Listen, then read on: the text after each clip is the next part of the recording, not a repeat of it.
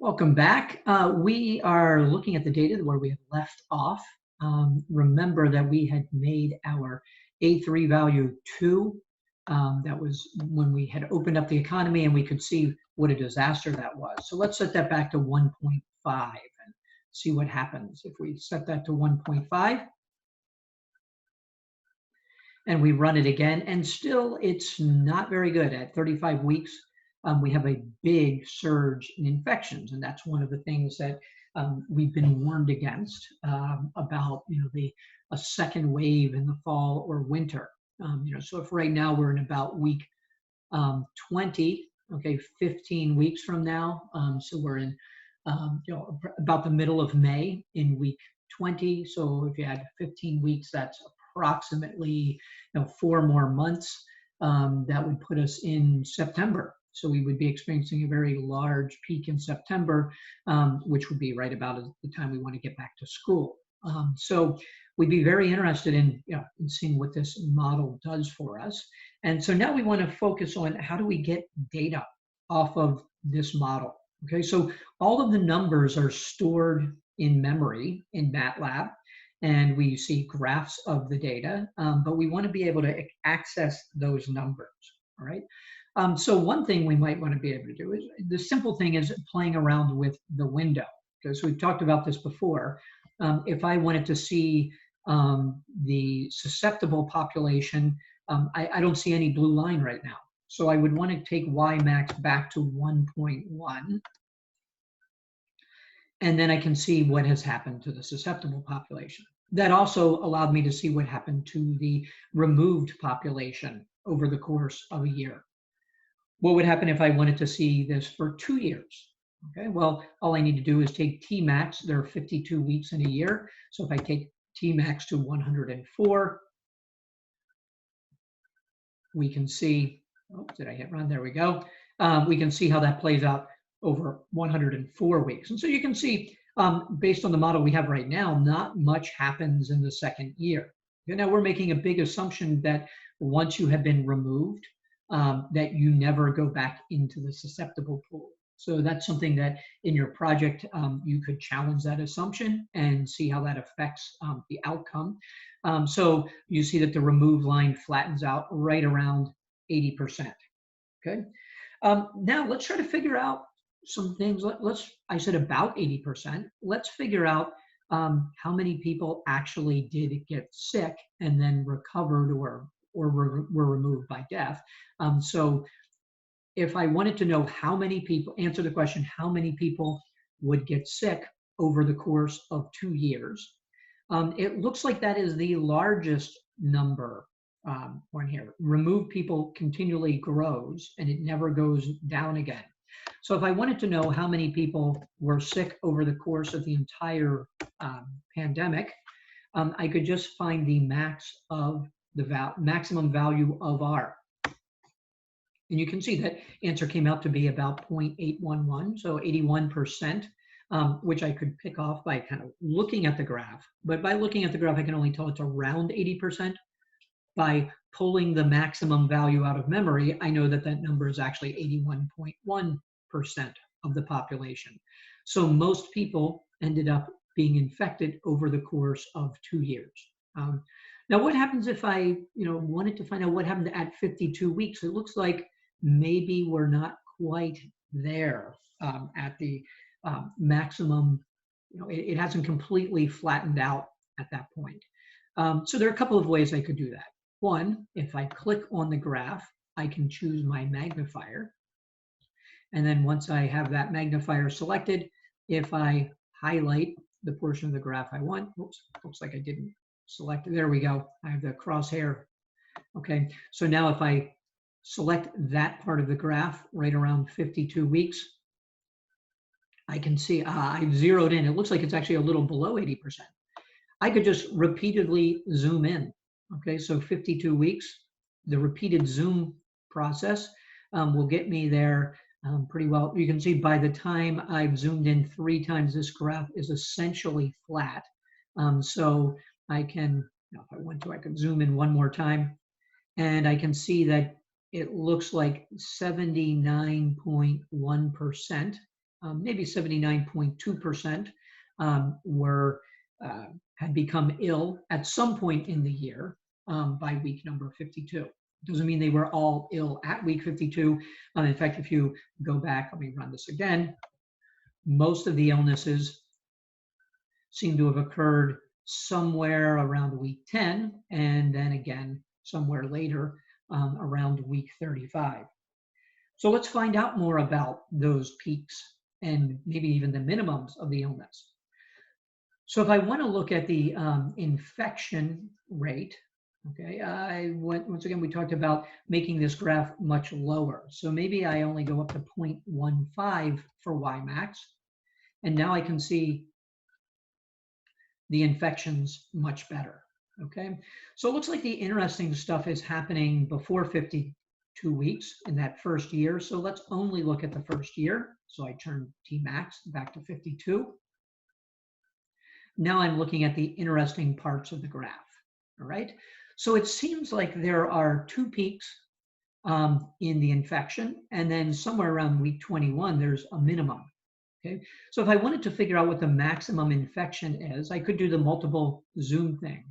Okay, so it looks like somewhere in here we're at a peak. So I've zoomed a couple of times, maybe around in here. So by the time I've zoomed in 3 times, it looks like in the first wave, that's where we are now, the maximum infection rate was about 1.3%. Okay, so there'll be 1.3% of the population in the current moment. Okay, so about 1 in 100 people, a little more than that, may be infected.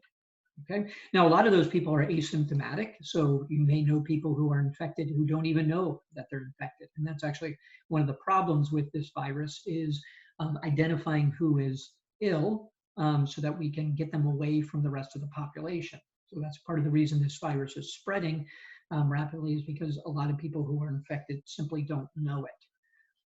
Okay, so let's say we wanted to find the second peak. Well, the easiest thing to do is just rerun, and you could zoom out, but it's easier often to just reset the graph by running the code again, and then we could find the second peak. This is that second wave, and you could zoom in multiple times. And you could see somewhere in here, really about, that's getting to be about 5.9% of the population, maybe even 6.0 if you round it. If you wanted to get more decimals, you could probably zoom in one more time. And it looks like somewhere around 5.96% of the population is getting ill at the peak. Okay, so we just keep zooming in on it, and eventually it's pretty easy to see what the number is. Now, there's a more elegant way to pick the largest value out of memory than continually zooming in. Okay, this method would not work for the first peak because the first peak is not the biggest peak.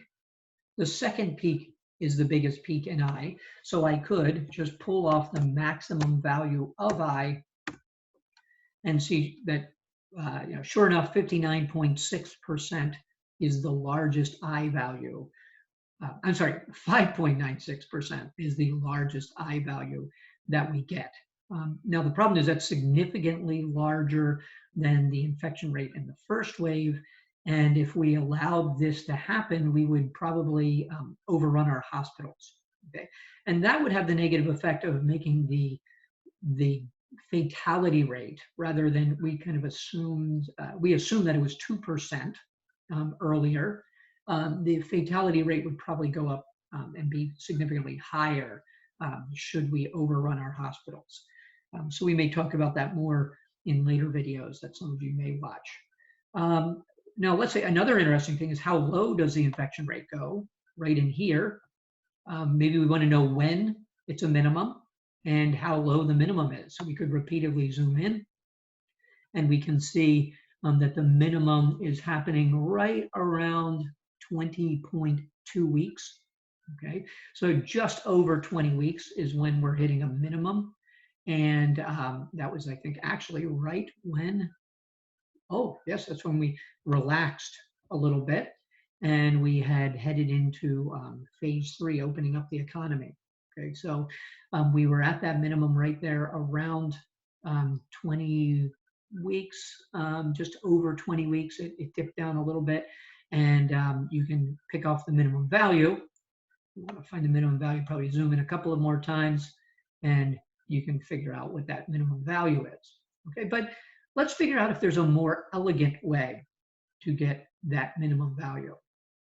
Okay, so in fact, I'm going to do two things. Let me rerun this. Let's say that we wanted to find the actual infection rate at 20 weeks, right? Now, you might be inclined to say I of 20. It's wrong, and we're going to see why in just a moment.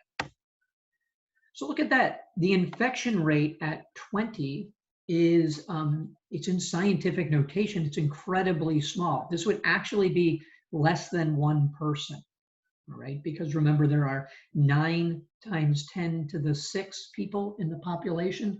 So this number would actually represent less than one person being sick, right? There's a reason for that. I-20 is not I at 20 weeks. Look at the DT value. The DT value is 0.01. So 20 times 0.01 is 0.2, all right? So 0.01 times 20 is 0.2. So we did not find, when we say I of 20, what we did was we found the 20th value for I. And since we're stepping by hundreds of weeks, hundredths, that is, we haven't even reached 1 week yet. We're about a fifth of the way through the first week. So I-20 isn't even 1 week in. What we want is I at 20 weeks. Well, since we're stepping by 0.01s, all right, 20 weeks would be 200 values. And actually, it's at 201 because we started at the first value in MATLAB. When time is 0, we're actually at the first value. So if I type in I of 201, that will tell me how many people were ill, the proportion of the population that's ill at 20 weeks. Okay. Oh, no, actually, that's 2 weeks. That number is really low because 200 time steps would, every 100 steps takes me 1 week. So that would be 2 weeks in. What I need is I of 2001. Remember, every 100 steps is a week. So that would be 20 weeks plus 1 step for the 0th time. And now we can see that about 8.5%, I'm sorry, 0.85%. Okay, so a little less than 1% are ill at the 20-week mark. Okay. Now, if you can do all of that, you can pull off the numbers you need. What I'm going to cover now is just a little bit trickier. If I wanted to find the actual minimum value, min I doesn't do any good, okay? Because the minimum value happens out at near 0 weeks, okay? I was extremely small right at the beginning, so we didn't end up, so we're not going to see that at all. I'm sorry, that's not where the minimum around 21 weeks is. That's the minimum probably close to 0 weeks. So what I need to do is find the minimum of I from about 20 weeks. Let's go 15 weeks. So that would be I of 1501. That would be 15 weeks to, and then let's go out to 25 weeks, 2501. So let me highlight what this is doing. This is only looking at the I vector from the 1501st element out to the 2501st element. Okay, so that's the 15 to 25 week window, and we can find the minimum in that window, or so I believe. Whoops. Okay, so I have an error here. Let me pause and figure out what I need to do. Oh, easy enough. I left off a parentheses. MATLAB even made that suggestion, and now sure enough, okay, I found the minimum value within the time that I'm looking for without just doing kind of the clunky multiple zoom approach. All right. So multiple zooms will allow you to narrow in to what values are. And you can do that actually with a great deal of precision if you're just willing to zoom in 3 or 4 times. But you can also use the max and min commands in MATLAB. And you can restrict the range where you're trying to find the maximum or minimum. Okay, and then that final thing is you could, that we talked about just a little bit ago, we can find specific infection values at there's specific times. You just need to remember to count by time steps, not by weeks. So with dt equal to 0.01, 100 time steps is a week. So multiply the number of weeks that you want times 100, and you will be at the right place. Okay, so that's how you collect data in order to put it into your report.